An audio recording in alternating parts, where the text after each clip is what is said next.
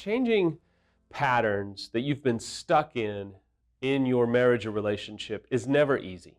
Throw infidelity into the mix, and it complicates it by about 10,000 times. If you're going through this, you obviously can attest to that. Today, I want to talk to you about how to change a pattern that you and your spouse may have been stuck in for quite some time. And here's kind of a hint: your spouse may not even know that you're stuck. Your spouse may be clueless. And so it may be that you feel like you're stuck, you're unhappy with the pattern that's going on, and you really want to see change. I'll tell you that most experts would actually attest to the fact that oftentimes, probably in upwards of at least 60 to 70% of the time, marriages don't change because both spouses have this giant epiphany or this big wake-up call and decide, you know what, we've got some patterns, we've got to change them. Most of the time, it's one spouse who says, you know what, this pattern is dysfunctional, it's hurting me, it's isolating me, it's affecting me. I can't keep living like this. I don't want to live like this, and I'm going to make the necessary changes. See, marriages change not necessarily because both people see the pattern and decide to attack it. Most of the time, one spouse sees it. It doesn't mean that they're the better spouse. It doesn't mean that they're the more attuned spouse. It just means that the pattern that they are stuck in is affecting that spouse in such a significant way that they are finally tired of it. They've gained wisdom and perspective, and they want to see change. And so it typically changes when one spouse sees it, identifies it, and is willing to do whatever it takes to see change in that particular situation. Now, before we go too much further, you have to own the fact that this is going to require a process, and the power is actually in the process. And in that process, there's going to be ups, downs, incredible points of frustration, incredible moments of agony because you're trying to see a pattern change and it's not changing. And if you don't know how to comfort yourself and care for yourself, you're going to be put to a point like I was when I was trying to change a pattern in our marriage where I got incredibly angry. I broke a few things. I had to have some heart-to-heart discussions with myself. I had to talk to one or two brothers that I have really close to me that would tell me, hey, you're doing the right thing. If you want to see this changed, you've got to continue to be okay with things not being the way you want them or think that they need to be. You've got to manage your own recovery in the middle of the process of where you're going. As I referred to earlier, the video that I did about the betrayed wanting the unfaithful to pursue them and choose them really hit home. And a number of betrayeds were like, okay, I'm going to fire this video off to my unfaithful. I'm going to send it their way and tell them, you need to choose me. Here's what I want. This is what I need.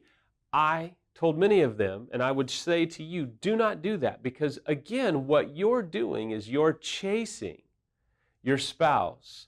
You're trying to make them choose you, when in reality, the more effective thing is for you to simply decide that you are going to change your actions. As we've talked about time and time again, it's about cleaning your side of the street. Maybe it's time for you to go, no, no, no, I don't need to chase them. You see, if I constantly try and make my spouse choose me, I'm really at some level trying to manipulate them. I'm trying to make them choose me rather than leaving space for them to choose me and to pursue me. If I'm doing all the chasing, if I'm doing all the pursuing, where is the open space? Where is the opportunity for choice on their part? Where is the opportunity for them to move towards me and choose me? It's only going to be there if I pull back and stop constantly chasing them or choosing them or pursuing them. It's very common that a frustrated, betrayed spouse will say, you know what, actions speak louder than words. And so I want to kind of flip that and tell you that it's very true when you're trying to change a pattern. There comes a point, and if you are trying to change a pattern in your relationship, you probably are at the point where you're like, enough words. My words are really not hitting home. They're just simply ringing hollow. Either my unfaithful or even my betrayed are not getting it. They're not seeing this, they're not hearing me. So it's about my actions needing to be shifted. If you're a betrayed and you're trying to get your unfaithful to pursue you, to choose you, and to come towards you, I want to challenge you to stop going towards them. I want to challenge you to stop pursuing them. Stop trying to make them choose you. Stop doing the pursuing and allow them to choose you. Where it gets hard, where it gets difficult, is in the middle of the process, you decide, okay, I'm not going to lecture them. I don't need to put my badge on and say there's a new sheriff in town and that new sheriff is self-secure, full of self-love, and I'm not chasing you anymore. I'm not choosing you. You're going to choose me. That doesn't do it.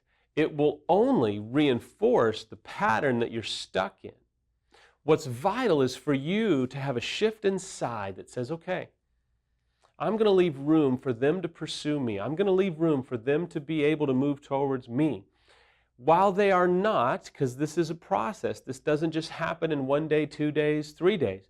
It's going to take a process for you to be okay when it's not working or when it appears to not work. You see, maybe you're stuck in a situation where you are the one that is initiating physical intimacy all the time. And you feel like if you don't pursue it, it's not going to happen.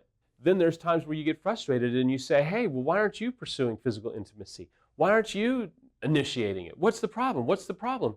Again, it's words, it's not actions. What's far more powerful is to make a decision to say, you know what, I'm not going to initiate physical intimacy anymore. I'm not going to pursue it. I'm tired of having to always be the one that initiates it. So I'm going to stop doing that. And then you stop doing it, and now your spouse is not initiating sex with you. They are okay to not have sex. Well, for most of us, there is a point where you say, I'm okay. I don't have to have them pursuing me. I don't have to go tell them, hey, you need to pursue me. They're going to see how I'm changing. They're going to see how I'm not pursuing them. This doesn't just relate to sex. It relates to any kind of situation where you are frustrated that they are not moving towards you and pursuing you. You have to decide, okay, I'm not doing the chasing anymore. And I'm going to be okay that I'm not chasing them, and maybe there's a time or a season where they're not pursuing me. I'm going to still be okay. I'm going to learn how to self-soothe.